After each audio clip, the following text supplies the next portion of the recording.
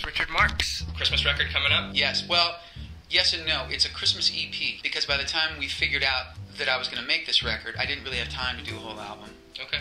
Number two, I think the best time to put out a Christmas record is if you're lucky enough to have some momentum or juice going. I'm just doing shows. I don't have any momentum or juice going.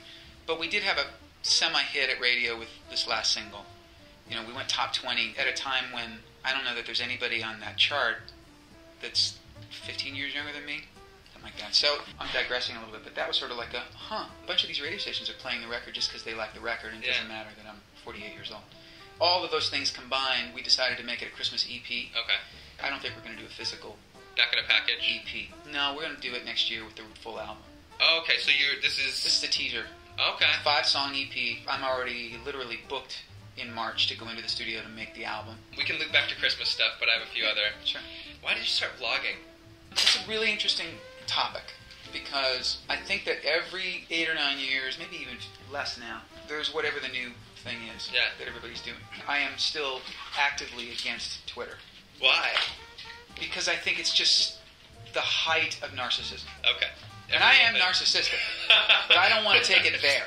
To me, it's like, if I go there, then it's just the worst for me.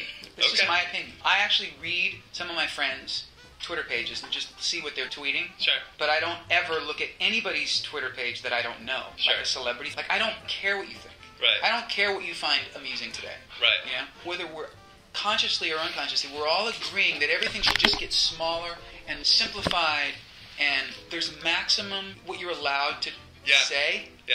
Think about that concept. Yeah. Okay, so anyway, the vlogging thing I think started just when I sort of realized that social media was more important than I wanted it to be. Yeah. The toothpaste wasn't going back in the tube, so do I just be that guy that's a grouchy old, the internet today guy? No, that's not me. It just felt like I kind of needed to do that. There's no mystery about anybody anymore. Right. It's a weird thing, man. When I'm playing a show, I want everybody there to go home feeling like they hung out with me for 2 hours. Almost like they know me. Right. But I don't know that I want that in terms of social media. And, I mean, I certainly was the opposite of that in my 10 years of being out in the public eye all the time. And when I was having hit records and all that stuff, I was the most anti-publicity guy. Publicists quit on me all the time. Because they'd go, there's nothing I can talk about. You won't go to premieres and you won't go to parties. You know, what am I supposed to do? Talk about your music? You know what I mean? Yeah. And part of that was, I am old school that way. It's like, it kind of bums me out that I know everything about almost everybody. And that's why certain people who do keep stuff, we don't know Johnny Depp. Right. And I think that's one of the reasons Johnny Depp is a real celebrity, is because there's mystery. Like, we don't really know what he's about. He puts off a certain image that we all know can't really be him. But he doesn't ever let on. And there's so few people like that. And in the music business, it's even more rare. I think the only people that really have mystery in the music business are people who are older than me. You know, like, we don't know what James Taylor had for breakfast this morning. I want to know. I actually want to know. Are you an oatmeal guy or are you a steel cut oats guy? Are you a pancake guy or a waffle guy? Because I think James Taylor is brilliant. And so I, as a fan, I would love to know if he's into Dexter. Yeah. But if he told everybody that all the time, I'd be like, I don't care. Right. So it's a real tricky thing. Yeah. So how do you manage it? How do you decide what to... No, it's totally skin on my teeth. And I'm an occasional remorseful vlogger. Sure. So do you think musicians now have to play the new media game? Yeah, I know that for a fact because, you know, I know several of the heads of, you know, like the head of Universal Music. He even said to me less than a year ago, he said, you know, I could go with you to a club and we could just be having a drink and there'd be a band playing that we both went, that's the greatest band in the world. Yeah. And if they don't have X number of followers or likes or friends, we can't do it. Wow. Bands have to do that work for themselves. The label won't help them with that. I said, wait a minute. Now you've lost sight of the chicken and the egg. It's like, how is a band supposed to garner a following without certain machinery? And what none of those guys are understanding is that by saying that, you're basically eliminating yourself more and more from the process. Right. So if a group has 200,000 followers, what do they need a label for? Right. You know what I mean? Labels aren't selling any records for anybody. Now, if somebody sells 100,000 records, 200,000 records, everybody's like, well, yay, let's throw a party. Yeah. I would get dropped that fast. I left my label Capital when my album sold 380,000 units, everybody was like, it's over. Wow. So what's the X number of followers that someone needs for a label to be like, okay, I don't know. But it's got to be healthy enough that they feel like there's already a built-in following. Right. Artist development is dead and buried, and it's never coming back. So is the label industry going to stay? Are labels going to stay? No, there's no way. No.